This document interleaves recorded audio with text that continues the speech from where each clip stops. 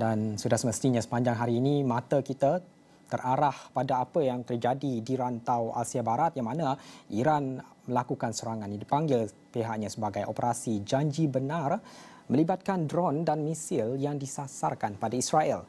Bagaimanapun setakat ini menerusi pemantauan kami di Esrawani, menerusi agensi berita antarabangsa seperti Reuters dan Al Jazeera, tiada laporan berkenaan kematian maupun kerosakan setakat ini. Bagaimanapun sekarang fokus kita tak arah pada kebimbangan implikasi serangan yang dilaksanakan oleh Iran terhadap rejim Zionis. Adakah Israel melihat tindakan ini sebagai mencalar ego mereka?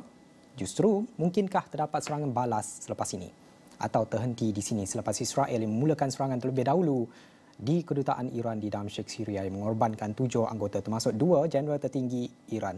Dan pada jam ini kita nak bersama dengan pakar perundangan dan hak asasi manusia Universiti Teknologi Mara itu Profesor Dato' Dr. Rahmat Mohamad bersedia di talian untuk memberikan pandangan dan juga mungkin jangkaan selepas ini apa implikasi serangan Iran terhadap Israel. Kita teruskan saja dengan Profesor Dato' Dr. Rahmat Mohamad. Terima kasih Nicholson.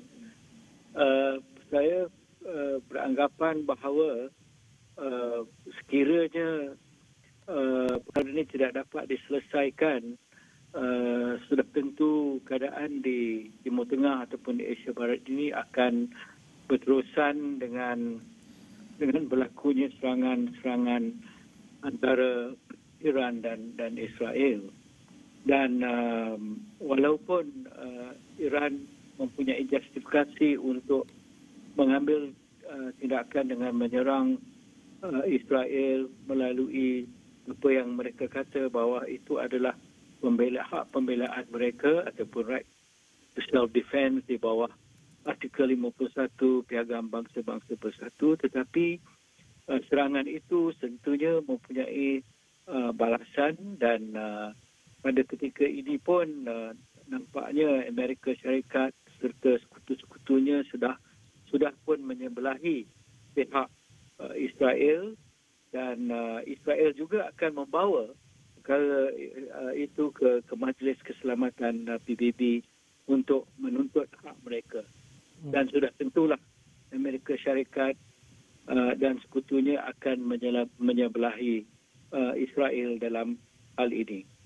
Dan kita juga dapati bahawa Iran pada julung kalinya telah membuat serangan tersebut. Selama ini mereka menggunakan proksi mereka di Lebanon dan juga di Palestin dan ini telah mengalih pandangan dunia. Ya. Dengan serangan ini ia akan mengalih pandangan dunia di mana Israel akan menggunakan peluang ini untuk mendapat simpati dunia terhadap serangan yang dibuat oleh Iran di Israel. Dan ini adalah satu yang pada saya akan memberi kesan terhadap peace process ataupun ceasefire yang masyarakat antarabangsa mahukan berlaku untuk rakyat Palestin. Dan apa yang berlaku di antara Iran dan Israel ini tidak sekali akan memberi kesan di mana Israel akan berhenti melakukan tindakan ataupun serangan genosid mereka terhadap orang-orang Palestin. Mereka pasti akan meneruskan dan akan melakukan genosid tersebut. Dan kita lihat nanti dalam mesyuarat Majlis Keselamatan PBB dan kita pasti Amerika Syarikat dan sekutu Israel yang lain akan membuat satu resolusi terhadap serangan yang dibuat oleh Iran nanti ataupun serangan yang dibuat oleh Iran baru-baru ini.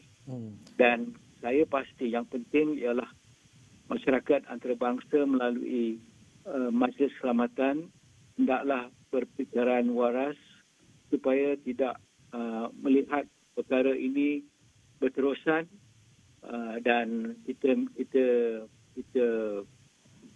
ialah Amerika Syarikat dan permanent members of Security Council hendaklah kali ini membuat resolusi untuk menamatkan segala serangan-serangan terhadap sama ada Israel ataupun Iran, supaya keadaan ataupun suasana di Asia Barat itu akan lebih selamat lagi.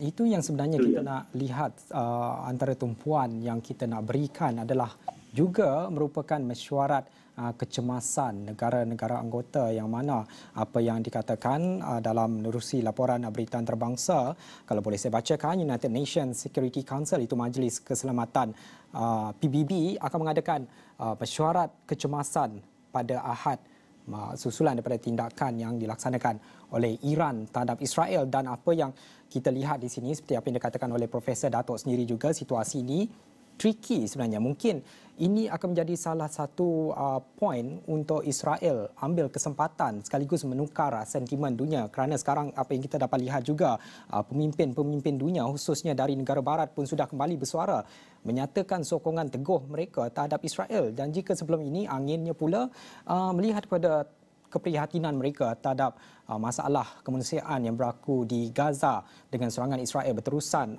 terutama sekali juga masa Aidilfitri, di mana umat Islam di seluruh dunia menyambut hari kemenangan itu, tapi keganasan itu tetap diteruskan. Tricky sebenarnya situasi ini. Bagaimana, apa yang Profesor Datuk dapat ulas berkenaan hal ini?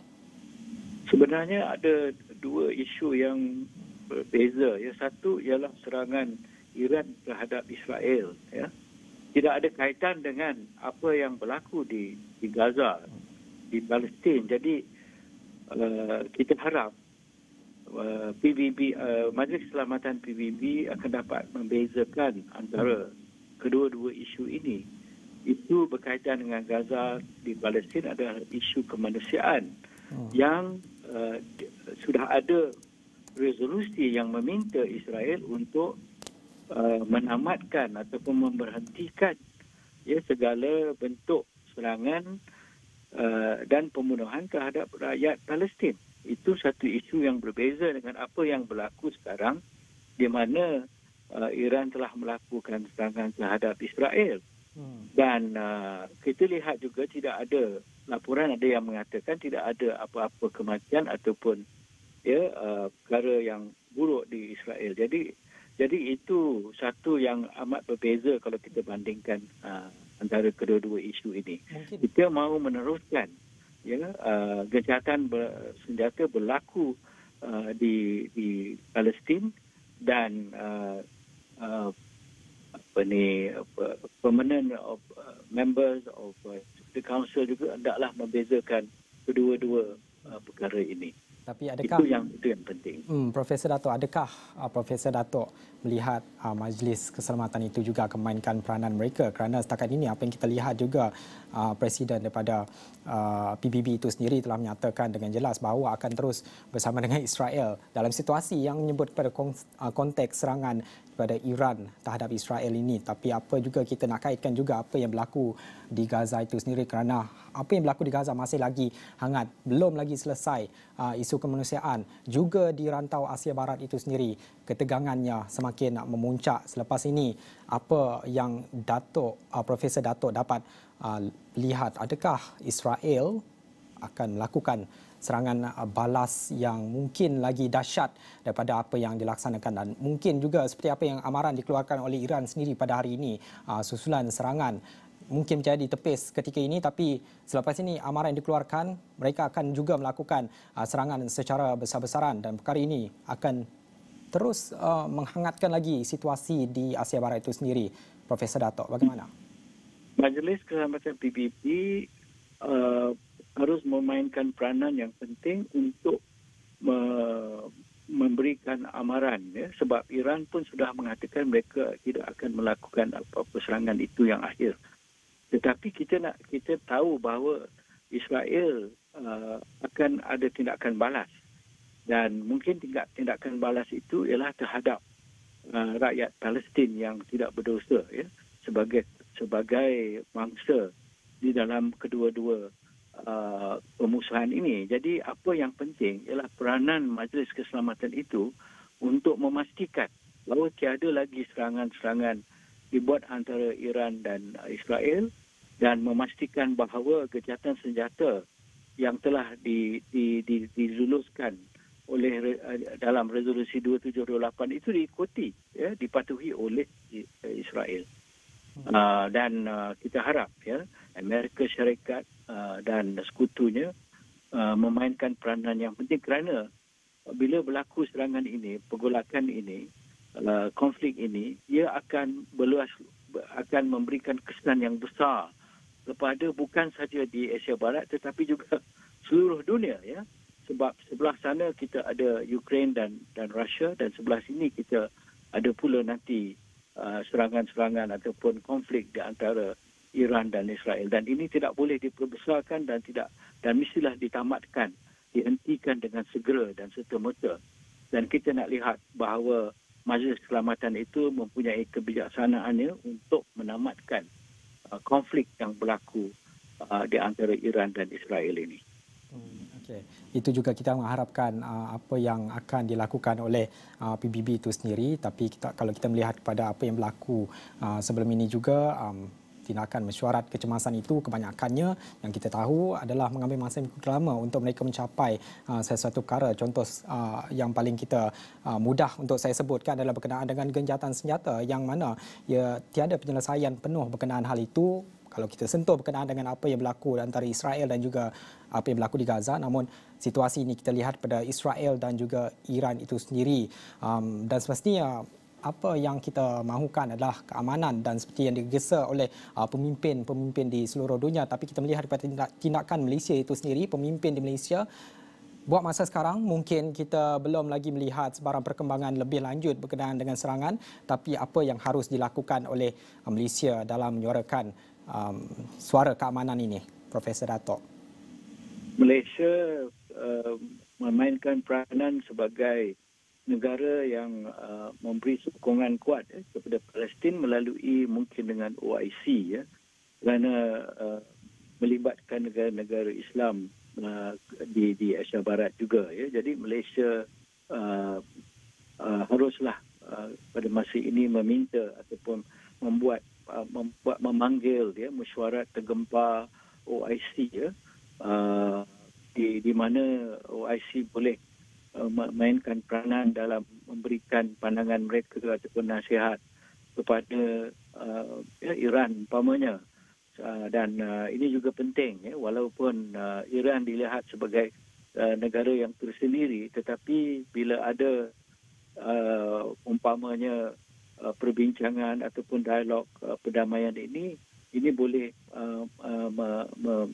melihatkan sesuatu yang perlu dilakukan dengan segera dalam memastikan bahawa tidak ada lagi serangan-serangan ataupun konflik berterusan di antara Iran dengan Israel. Ya. Ini satu yang Malaysia boleh initiate, ya, dalam memastikan keamanan boleh dicapai, ya, dan meminta negara-negara lain seperti